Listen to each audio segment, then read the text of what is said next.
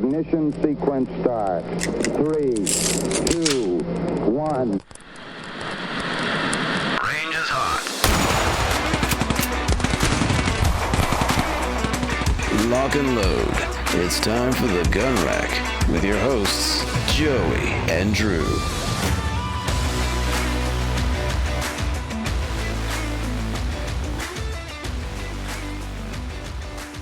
Hello, everybody. Welcome to the Gun Rack Sonoran Desert Institute School of Firearms Technology's official podcast. I am Drew Poplin. Very happy to be back with you lovely folks this week.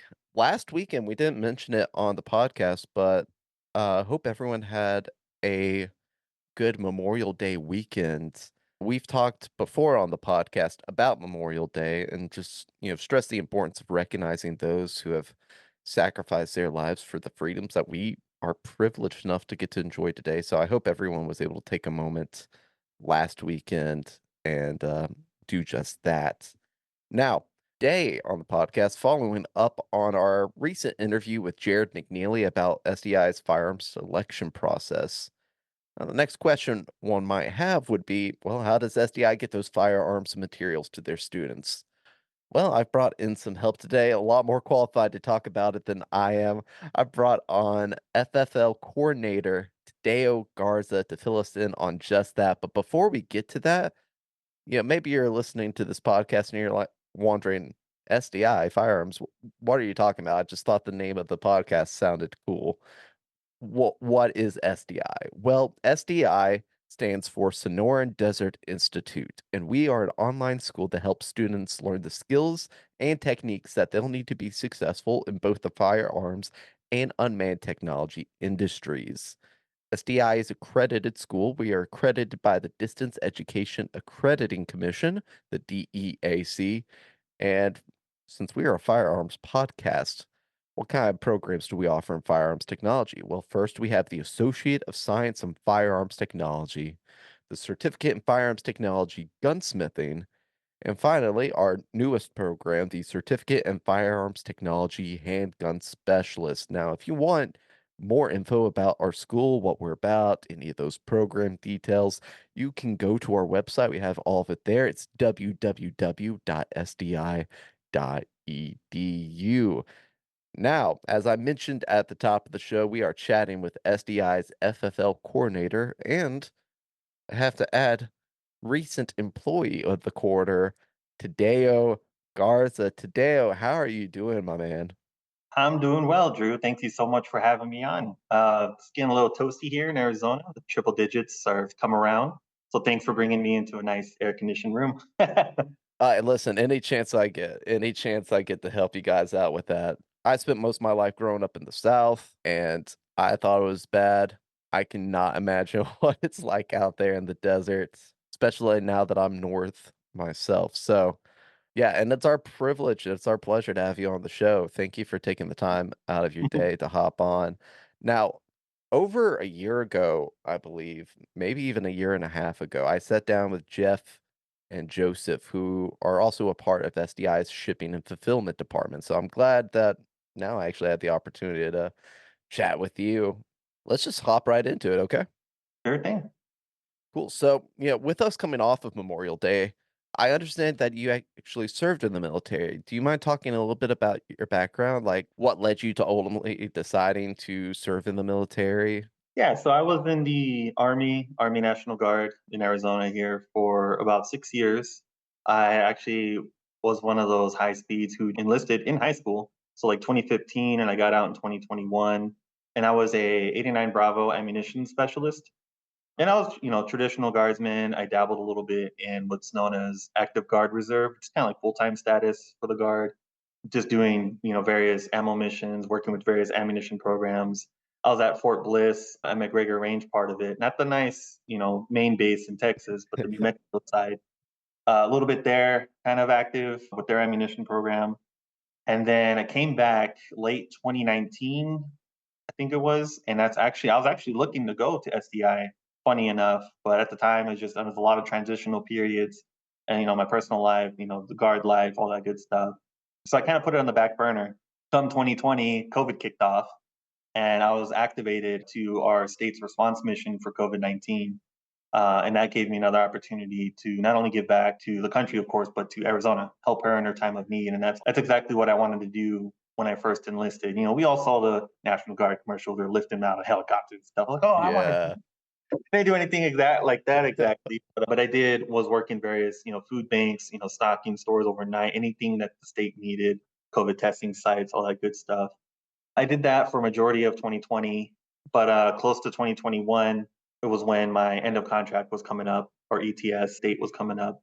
At the time, everybody in the in my unit was distance drilling because like the guards like that once a month type of thing, but everyone's doing it online from home. So I was like, well, December was my last drill, and I was just applying for jobs because I knew I was coming up. I wanted to reenlist, but everyone wasn't there to talk to, like retention NCO or likewise. So I just kind of was timing out. So I turned in all my stuff, out processed with my unit in 2020, and just kind of just walked away, even though I wasn't going to be out for like another month. But I was applying a bunch of jobs, and one of them happened to be for a fulfillment specialist position for SDI. I was like, wow, it's that school I wanted to go to. So over around the holidays, talked with Jeff and Joseph, and I got brought on, and I started in January of 2021 as a fulfillment specialist, and I've been there ever since to where I'm at now. Cool deal. Well, first of all, thank you so much for your service. We really appreciate that. And Thank you then, for your support. secondly, I'm glad that you came here and working with us because I know you're doing good work in the shipping and fulfillment department. Now, I'm guessing you were because you went into the military, but did you have like any prior background with firearms or, drones or anything like that? Or was it just wanting to service your country and then service the state of Arizona? So I always had a general interest in firearms growing up in Arizona. What household here really doesn't dabble in it in a little bit. Growing up, especially, like, I was really big on like first person shooters. At the time, Halo is one of my favorite all time Mm, franchises. Just growing up, because that's all we had was the original Xbox and whatnot. But no, firearms have always been kind of an interest of mine, more so like the design and function of it. In the military and the army basic training, you learn how to field strip various weapon platforms, learn how to shoot and qualify with it. But it wasn't until actually I came to SDI that I learned a little bit more on like how all the pieces fit together. Because when you field strip, cleaning it, like yeah, you're taking it apart, that becomes monotonous, that becomes second nature. Sports, all that good stuff when you're clearing a malfunction. But like SDI really made me stop and think like, oh, this works because of this and this and this. And I've learned so much more about firearms in general here than I have in my service. Mostly I worked with ammo, but once a year you do your annual qual. Cool, put it in the unit armory, don't touch it again. But even then, before that, before a lot of the YouTube channels, gun tubers were being sponsored, I used to watch like FPS Russia, Demolition Ranch, Chicago 45, Grantham. Nowadays, it's just about everybody. How that all expanded. Now everyone's all like AK guy, Kentucky Ballistics, the Pad Electrician, and it's now seen. Oh, SDI, SDI. I'm like, oh, it's following me. You can't escape it even outside of work. Right. So the interest of it was definitely always there, and it's kind of expanded. Drones wise, though, not so much. And Mhm. then I remember that like a cultural thing, like everyone's kind of spooked of Sure. like, oh, they're gonna spy on us, this and that. But nowadays, you can go on Walmart and buy a hobbyist level drone, and just seeing that quick evolution of aircraft, like it's like James McDonald's like talking with him a lot because he visits us here with his drones and talking about it. It's really, really cool seeing him nerd out and seeing what you can do with drones. And so it's kind of piqued a little bit of interest, kind of speaks to my aviation fanatic part of myself. Because James and I both were in the Civil Air Patrol as cadets, so we were kind of like talking on that same level, like aircraft, sorties, hours, all that good stuff. It Mhm. just him is all just drones, so it's been super, super cool to see it all grow from For there. sure. For sure. And, it's funny that you brought up James because I also remember having certain, maybe preconceived biases about drones and drone technology and maybe like, oh, well, it's good in this capacity, but I'm worried about, what if it becomes bigger and stuff like that. And one of the things that really sort of shifted my perception on that was talking to James. Me and him sat down for about an hour, hour and a half one day, and he was just going through all the different ways that well, he went all the way back to ancient civilizations Mhm. and the idea of technology advancing. and how beneficial that could be, and then kind of led into the multiple benefits that drones have or can have in a Yeah, it's society. mind blowing, especially those professional level stuff, like seeing like geographical, thermographic imaging, all that stuff for like Mhm, building inspections and infrastructure. I was like, oh wow, like it's not just peeping tom advanced. It's actual. It has use in multiple industries, and seeing that technology take off, and for us to be here right when it's all happening is just super neat. for sure. So when you joined the shipping and fulfillment departments, you were a coordinator, and now, or like you were fulfillment Yeah, specialist. Now, can you talk about how you ended up transitioning to FFL coordinator, like just how that kind of came about? absolutely. So a lot of my, in the guard, you work both civilian jobs when you're not on orders or AGR, whatever. So it kind of led a difficult work life slash military life balance. And I worked a lot of like logistics based jobs, and my MOS being mostly a warehousing job just with munitions. That all kind of led me to excel into being a fulfillment specialist. So that was out in our main campus in Tempe, like our little fulfillment center, but it was a tiny little shop, basically. It's still there. We still have both facilities. However, I think it was late 2021, come on to 2022. That was when our leadership and everything was looking for another facility because we were wanting to get our FFL, a federal firearms license, and we were wanting to have the ability to ship students their firearms out to their FFLs. And to do that, the location we were at in Tempe wasn't really ideal because there's a whole bunch of regulations and guidelines that needs to go with it. So we actually selected a facility in Glendale, and that's where we have the FFL now. But prior to that, Jeff, of course, was wanting somebody who they wanted to hire internally for that, someone who can grow with on that and learn all the FFL stuff like that. And I just kind of one day he was outside, taking a little break, checking his phone. I kind of walked up to him. And I was kind of, hey, Jeff, like, I think I'd be a good fit for that sort of stuff. Like, I think it'd be challenging for me. And oh, it's been challenging. It's definitely a steep, steep learning curve. I didn't know what I was getting myself into, but I felt like kind of something like pushing me to kind of take the next step. Cause like putting stuff in the box, doing like all the logistics stuff. I've been there, done that, have the t-shirts. But then yeah, it kept that interested. And over time, as we got the Glendale facility, we had our FFL license, everything in check. Then Jared McNeely, funny enough, with his experience with his old gunsmithing schools, he kind of taught me like the basics of FFL stuff, what they need to be responsible for, that little relationship with ATF to keep them happy and keep us compliant. And then it really just took off from there. So I was here, I think May 2022, I believe it was when I was officially promoted to the Mhm. FFL coordinator. And I built this position pretty much from scratch since then. And we've been here now just about 2 years and just rocking and rolling, and it's grown tremendously. Yeah. What's it like working a job, being the first one in a company to work a job that didn't previously exist?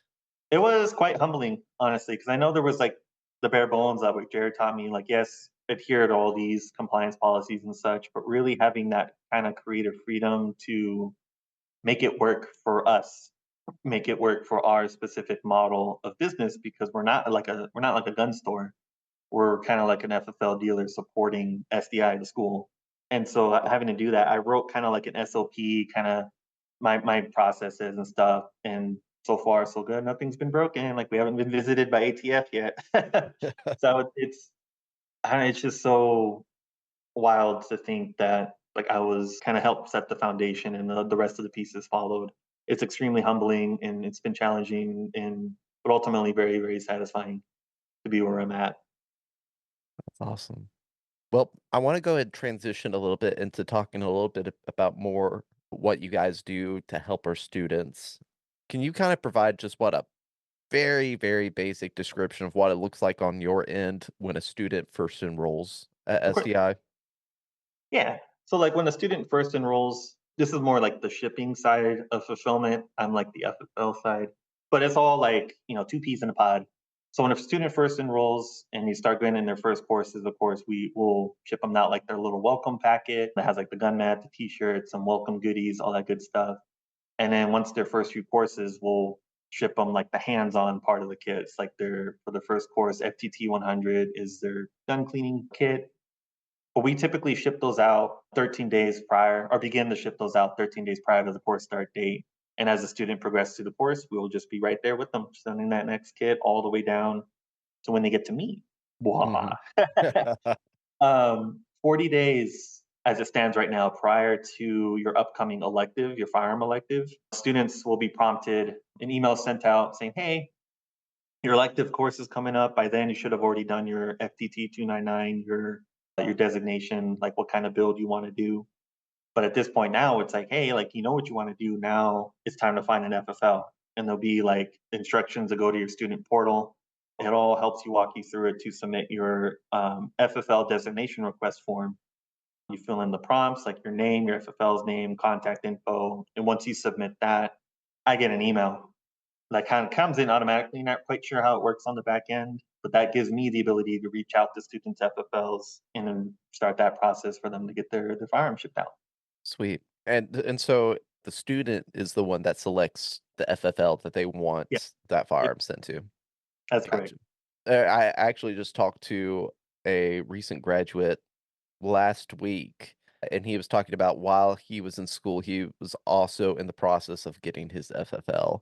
Some students may even come in with it already on the table. Now, in that case, are the students able to get the firearms shipped to themselves? Because I know other materials you guys are able to send to their home or their shipping address. And then, of course, the firearms, they go to a licensed FFL dealer. But if they have a FFL on their own, are they able to get those shipped to themselves, or does it still need to go through another store? Kind of both in a sense. So if a student does own their own FFL, by all means, absolutely send that in. However, it depends on what's like the premises address on that FFL. So they can have like a mailing address and a premises address. A lot of FFLs usually for students who have their own FFLs are like home based. As long as that's the same address to be shipped to, then yeah, we'll ship it to them as long as everything is valid and everything's good to go on the FFL license. Or we have students who like they have their own like gun shop, we'll ship it to that gun shop that they own and work out of just to kind of keep it all uniform for our students. And is that something where students, as they were going through the SDI program and they ended up getting their FFL, are they able to make that change Oh, to have absolutely. it? Okay. Yeah, so if they have like for example, I want to go, Bob's gun shop. You'd be surprised how many Bob's gun shops there are. However, if I'm in the process of getting my FFL and I finally get it from the ATF, then yeah, I can absolutely make that change. At that point, you would probably the student's best course of action would be to go to their advisor and they'll have them redo that designation form, have that resubmitted just to keep their student file up to date but also kind of make me aware. I'm like, hey, I have an FFL now, Okay. and O send it into there. okay, so they email their advisor about the change, the advisor sends it down to you guys. Yeah, Cool. yeah. So they can reach out to the advisor, but also they can email us directly at ffl@sdi.edu, and that by all means that'll make us more aware a little bit quicker. But still, it's helpful to do both, and we do encourage students who do have their own FFL. I think on our student Facebook page, there's actually like a dedicated post to hey, for any students who are on their FFLs want to help out other SDI students or alumni. Like there's a whole like post so they can put their information. Like anybody in this area, so it's all super cool and encourages students to help out students for sure. Now, since you've built basically this position, what would you say your favorite part of the job is? Ooh, so many good things. It's been challenging. There's been a lot of late nights that went into that to make it all work. But just my favorite part, I think especially, is knowing I can do it.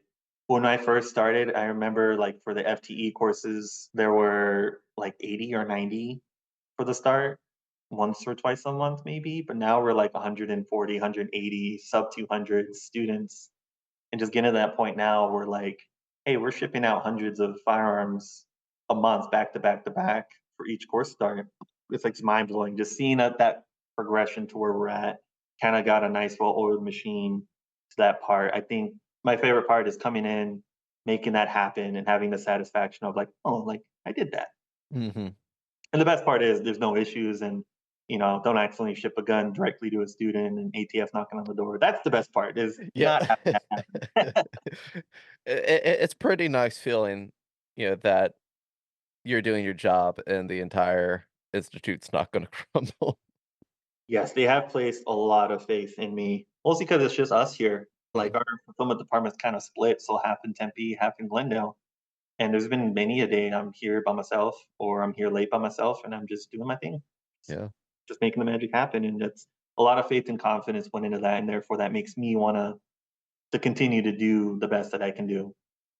Well, I have to say it's not misplaced, so thank you for the work you've Thank been you. doing. Now, of the firearms that we send out to students, is there one that you think is maybe cooler or one you like maybe the most?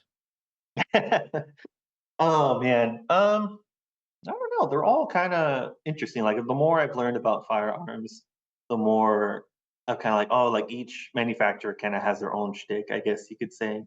I was actually privileged enough most recently, before the handgun certificate went off, I was actually asked to be one of the beta testers for FTH 2 and 2. Nice.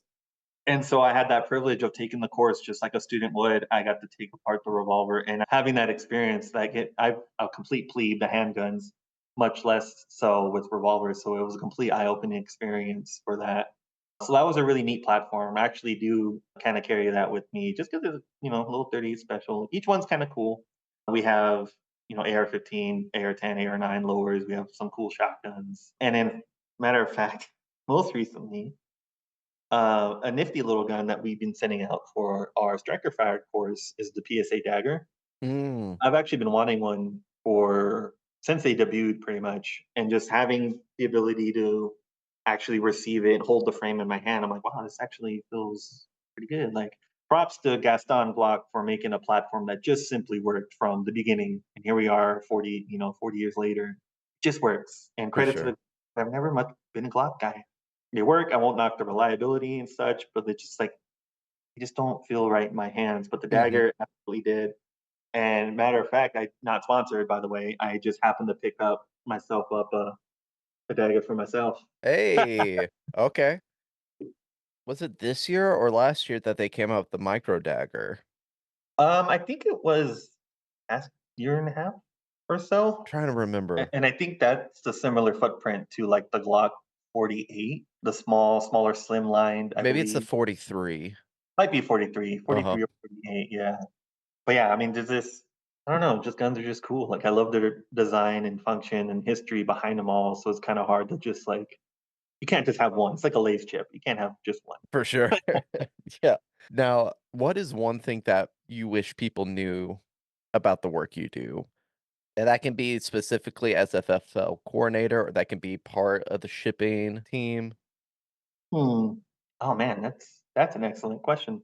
I guess FFL coordinator wise, as you're filling out your designation form, do try your best to get like a good email address from your FFL. I know some they're kind of stingy; they don't want to give out that type of information, but it's kind of our easiest way to get a file copy from your FFL. We use that license not only to build a contact in our A&D software. A lot of FFLs who would know they use what's called Fastbound. It's super popular. The ATF really likes it. It's kind of like the go-to. So we build that contact. We throw that PDF in there or picture or whatever of the FFL license in there. But also it helps me. I print out that license and write the student's name and what course they're taking to help me keep organized. And therefore it can expedite the shipping process as well, especially when they get their forms in early within that 40-day window. So when it comes time for ship days, it's just boom, boom, boom, boom. But also, like, there has been other students who, as we're just starting to ship, and especially with the excitement of the handgun course, they're like, "Hey, like, I see my other stuff shipping. What about the firearm?" I'm just one guy. I do a majority of the firearm shipping as well, and I actually have the other. I do have some help with like the actual packing and verifying. So we check 4 or 5 times over before we finally put your gun in the box. And then so for the most part, I do the disposition out of the of our bound book. So it takes a little time. We can't get firearms out as fast as your materials kits do, but we do try to work hard and quickly as possible without messing up. Because again, we don't want that knock on the door because we goofed and sent the wrong gun to the wrong place at the wrong time. Mhm. Cool deal. Now, before I let you go, is there anything else that you'd like to add? Anything you'd like to say, plug? Yeah, the microphone's yours. Oh boy. The sea got really hot. It's honestly, it's been such a pleasure, not only just being on the podcast, but being here at SDI. Coming out of the military, it was tough. Like, and yes, it was, nasty girl, nasty guard, however you want to say it, but just that lifestyle, just being in that mindset, all of a sudden just gone. Especially with COVID, it was really tough not being able to see your folks in your unit for the last time, and you're just kind of on your own. It's really, they don't train you to get out. So here it kind of helped with that. I also do kind of struggle with a little bit of imposter syndrome, but now finally here at STI, I have like a place of purpose, a sense of purpose, sense of belonging. So I guess that's kind of like your plug, and it's super neat to be invited onto the podcast again. So thank you so much for having me. Of And course. to our lovely students, good luck in your courses. And yeah, we'll try to make the magic happen for you to get your firearms out to you. All right. Well, there you have it. Tadeo, it's been a pleasure. You're welcome anytime you'd like to come on the podcast. Just shoot me an email and we'll make it happen. Thank you for taking the time out of your day to talk. And Of course, yeah, absolutely. I'm sure we'll chat soon. All right. So we want to thank Tadeo again for coming on to the podcast. Again, if you are a current student at SDI, you have any questions about shipping, you can reach out to shipping@sdi.edu. If it's more of a FFL question or if you're trying to change your FFL, remember you can email them directly, ffl@sdi.edu. And you probably also should include your student advisor on that email so everyone's on the same page. I hope you guys enjoyed this inside look into SDI and how we work. Now, get out here, you rascals. Have fun, stay safe, and we will see you at the range. Sonoran Desert Institute is an online school accredited by the DEAC. It is headquartered at 1555 West University Drive in Tempe, Arizona. For more information about how you can craft your firearms future, visit sdi.edu.